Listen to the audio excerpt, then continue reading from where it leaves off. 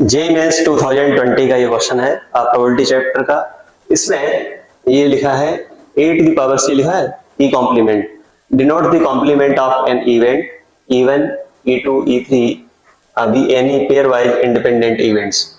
अगर ये independent events हैं पेयर वाइज, इसका मतलब ये है कि probability of E1 intersection E2 equals to हो जाएगा probability of E1 into probability of E2। ऐसे ही probability of E1 intersection E3 equals to हो जाएगा probability of E1 into probability of E3। इसी टाइप से अगर हम देखें तो प्रोबेबिलिटी ऑफ E2 इंटरसेक्शन हो जाएगा E3 और ये हो जाएगा probability of E2 into probability of E3, ये आ जाएगा। अब यहाँ पर इसमें इन्होंने ये कहा है कि probability of E1 intersection E2 intersection E3 equal to कितना है, 0 है। इसमें अपने को फाइंड करना है probability of E2 complement intersection E3 complement और बाय E1, ये कंडीशनल प्रोबेबिलिटी फाइंड करनी है। इसे मैं ऐसे लिख सकता हूं probability of E1 intersection E2 complement intersection E3 complement divided by probability of E1। अब देखो इंटरसेक्शन दोनों जगह है यहाँ पर, तो इसे मैं ऐसे भी लिख सकता हूँ प्रोबेबिलिटी ऑफ E1 माइनस, इसे मैं लिख सकता हूँ probability of E1 intersection E2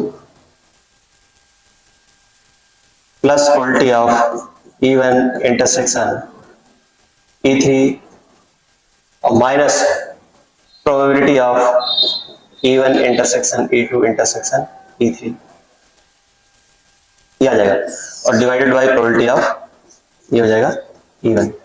अच्छा, ऐसा क्यों मैंने लिख दिया यहाँ पर? अगर मैं इवेंट ऐसे बनाता हूं, ऐसे मान लो ये इवेंट है, ये है E1 E2 और ये है E3, तो अपने को फाइंड करना है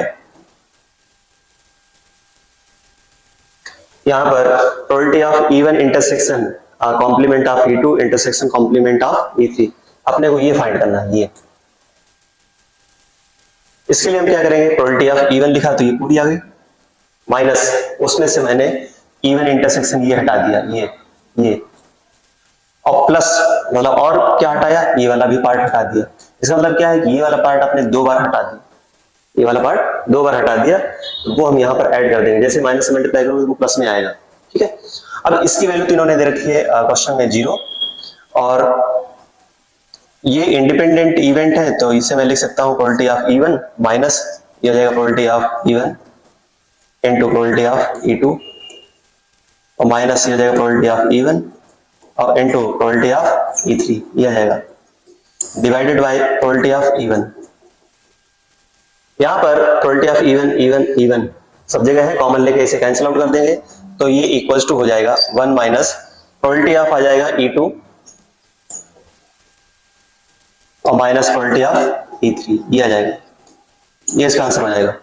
अब ऑप्शन में ऐसा कहीं पे लिखा नहीं है, तो अगर हम देखें तो ये लिखा है probability of E3 complement minus probability of E2, ये यहाँ पर E2 है, तो अगर मैं 1 माइनस प्रोबेबिलिटी ऑफ E3 लिखूं तो इसे मैं लिख सकता हूं प्रोबेबिलिटी ऑफ E3 कॉम्प्लीमेंट और माइनस ये हो जाएगा प्रोबेबिलिटी ऑफ E2। ये पहला ही ऑप्शन मैच हो रहा है, तो इसका आंसर हो जाएगा फर्स्ट।